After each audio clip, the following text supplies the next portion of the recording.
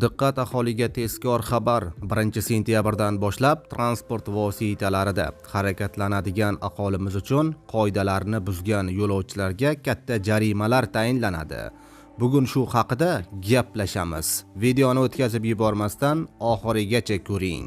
Assalomu alaykum, hurmatli tomoshabinlar. So'nggi yangiliklarni doimo kuzatib borish uchun like bosib qo'yishni unutmang.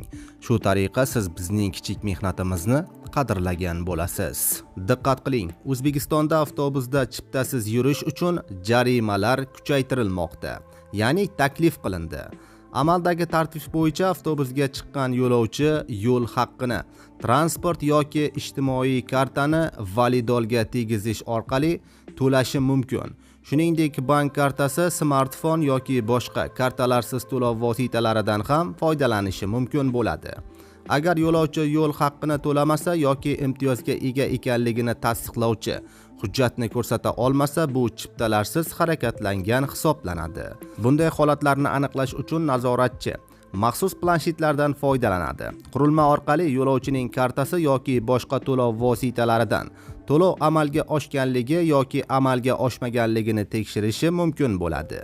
Endi esa eng muhimi, qisqasi, Qonunchilik palatasiga kiritilgan takliflarga ko'ra 2026-yil 1-sentyabrdan jarimalar sezilarli darajada oshiriladi.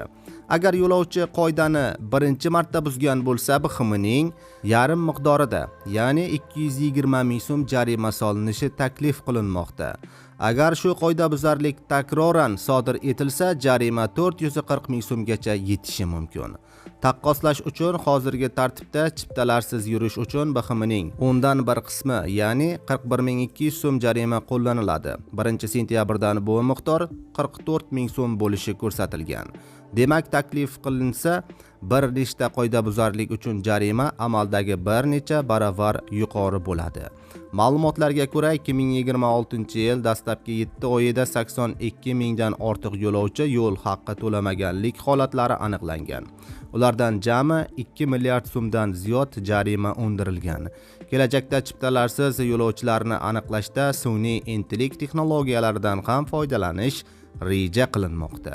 Shu uchun avtobuslardan foydalanayotganingizda yo'l haqqini o'z vaqtida to'lashni unutmang. Agar bu ma'lumotlar siz uchun foydali bo'lgan bo'lsa, videorolik ostiga like bosing va kanalimizga obuna bo'lib, ushbu ma'lumotni avtobusda ko'p yuradigan yaqinlaringizga ham yuborib qo'yishni unutmang.